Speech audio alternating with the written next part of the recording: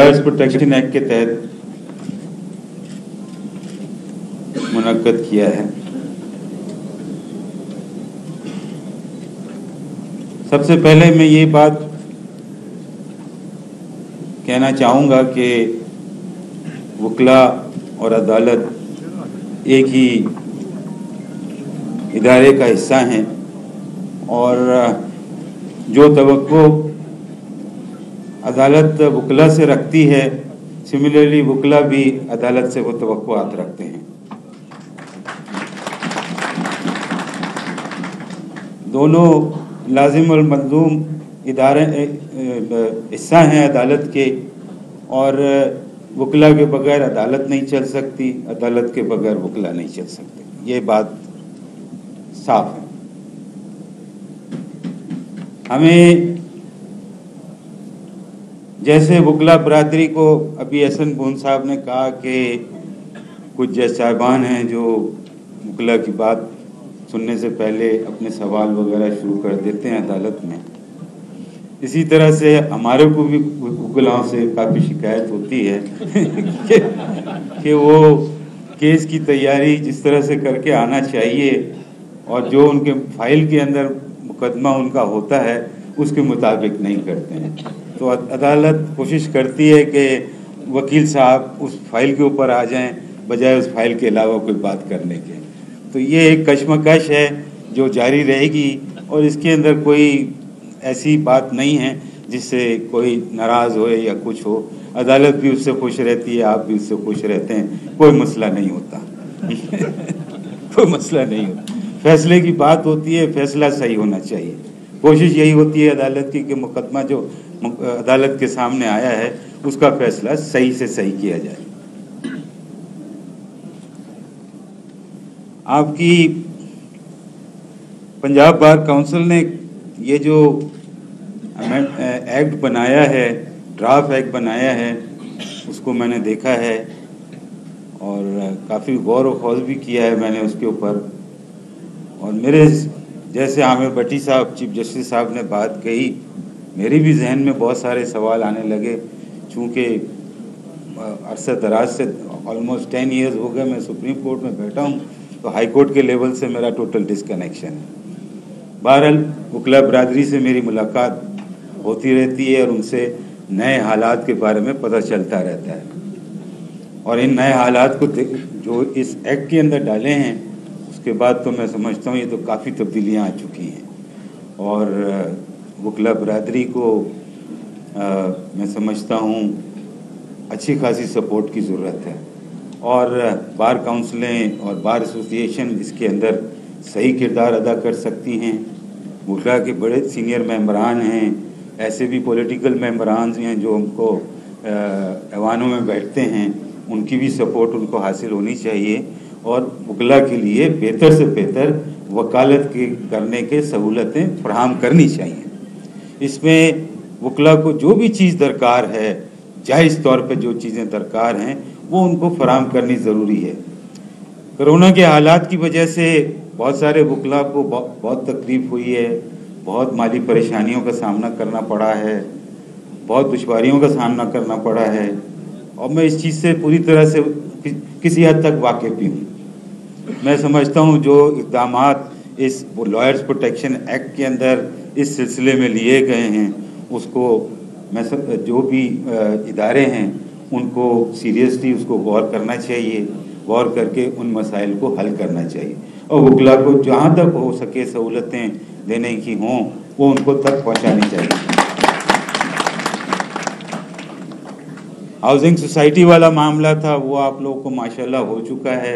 Supreme court के बाहर के सारे मेंबरान को सबको मैं समझता हूँ प्लॉट अलॉट हो जाएंगे और वो सब अपना इस्लामाबाद के अंदर अपना घर इंशाल्लाह तामीर करने में कामयाब होंगे।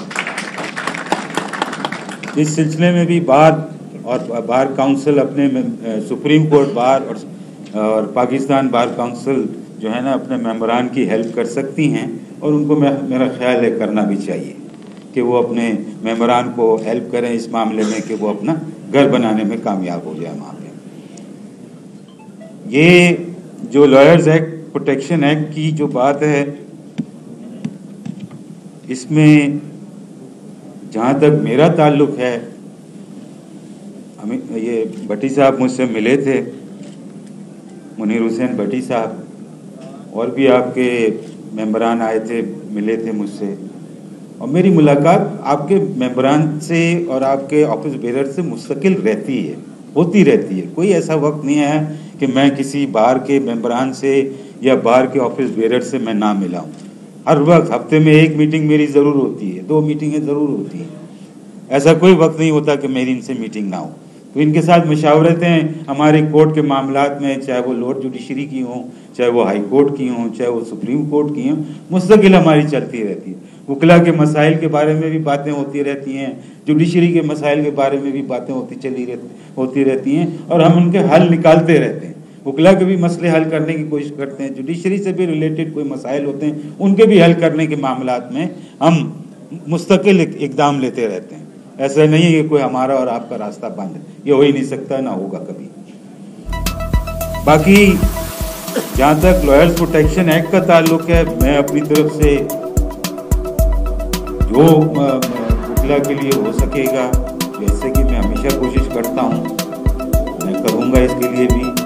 और जो भी मुख्तदर जा रहे हैं, जहाँ तक मेरी सब पहुँच होगी, मैं उनसे मुलाकात भी करूँगा, बात भी करूँगा, और इसके सारे फवाइद कोशिश करूँगा तक पहुँचे। बस बात अभी ख़त्म करता हूँ, क्योंकि खाने का टाइम मेरे को लगता है अभी तक आप लोगों ने खाना नहीं खाया, लिहाजा तकरीर में भी यहाँ पे ख़त्म करता हूँ। और मैं अभी ये एहसन गुन साहब ने बात कही कि अर्जेंट हियरिंग के केस, मैं आपको बताऊँ रोज़ाना मेरे पास 8-10 फाइलें आती हैं जिसके ऊपर कम से कम 200 केसेस होते हैं, इसकी अर्जेंट हियरिंग की एप्लीकेशनें आती हैं। उसका एक फार्मूला मैंने अपना बनाया हुआ है, जिसके अंदर मैं 4-5 कैटेगरीज, 6 कैटेगरीज, 8 कैटेगरीज बनाई हुई हैं, जिसमें अर्जेंट हियरिंग में ग्रांट कर देता हूँ और फिर उनको फ़ौरन लगा भी देता हूँ। तो 300 केसेस में से कम आधे केसेस तो लग ही जाते हैं अर्जेंट। वो ऐसे केसेस जो रूटीन के होते हैं, जिनके अंदर कोई ऐसा अर्जेंसी करेंटली नज़र नहीं आती है, उनको मैं फिर अर्जेंट नहीं लगाता हूँ। जैसे सिविल अपीलें हैं, सिविल अपीलें 2016 की हैं और उससे पहले की जो हैं वो मैं सारी लगा देता हूँ, बगैर देखे हुए कि इसके अंदर अर्जेंसी है कि नहीं। क्रिमिनल केसेस भी मैं लगा देता हूँ, सर्विस के मैटर्स में लगा देता हूँ, और भी टैक्स के मैटर्स हैं वो मैं लगा देता हूँ, स्पेसिफिक परफॉर्मेंस के केसेस हैं वो भी लगा देता हूँ। बेल के मैटर्स तो एडपोरेट करके जैसा लिखा होता है वैसे लगा देते हैं। तो कोशिश मेरी ये होती है कि मैं ज़्यादा से ज़्यादा केसेस लगा दूँ। हमारे पास बेंच की भी कंस्ट्रेंट होती है, हमारे भी जज साहबान कुछ हैं जो बीमार होते हैं, अवेलेबल नहीं होते हैं, कुछ और मसाइल जो चल रहे होते हैं तो उनकी अवेलेबिलिटी नहीं होती हैं, बेंचेस के कंस्ट्रेंट होते हैं। तो इतने सारे केसेस, जितनी एप्लीकेशनें आती हैं वो लगाना मुमकिन हो नहीं सकता मेरे लिए। बहरहाल मैं पूरी कोशिश करता हूँ कि मैं लगा दूँ केसेस, और स्पेशल रिक्वेस्ट आती है तो वो केस तो बहरहाल ही लग जाता है कि कोई कहता है कि साहब लगा दें एक केस, हम लगा देते हैं। तो ऐसा नहीं है कि हम अर्जेंट हियरिंग के केसेस नहीं लगाते हैं, सारे बहुत केसेस अर्जेंट हियरिंग के लगते हैं। चेंज ऑफ लिस्ट का भी है, इसलिए होती है कि जजेस साहब की अवेलेबिलिटी नहीं होती है, कोई और इंगेजमेंट हो जाती है। अब जैसे मेरा नेक्स्ट इस वीक का रोस्टर मेरा इस्लामाबाद में था, भट्टी साहब आए, मुलाकात करके गए, मैंने बोला अच्छा जी चले हम यहाँ आते हैं, आपके प्रोग्राम में आ जाते हैं। बाहर का प्रोग्राम है तो मैं उसमें ना तो नहीं कह सकता, कभी भी नहीं कह सकता, कभी हो नहीं सकता हम बाहर के प्रोग्राम को अटेंड नहीं करें। तो वो मेरी लिस्ट चेंज हो गई होगी, वहाँ वकला को दुश्वारी हुई होगी, लेकिन इंशाल्लाह अगले हफ्ते हम जाएंगे, उसको फिर एडजस्ट कर लेंगे सारे मामला को। हियरिंग की बात मैं कर चुका हूँ कि हियरिंग वाला मामला भी वकला और जजों के दरमियान एक मुकाबला होता है, तो उसके अंदर कोई हार जीत का मामला नहीं होता, मुकदमे की हार जीत होती है, वकला और जजों की हार जीत नहीं होती। शुक्रिया बहुत, थैंक यू।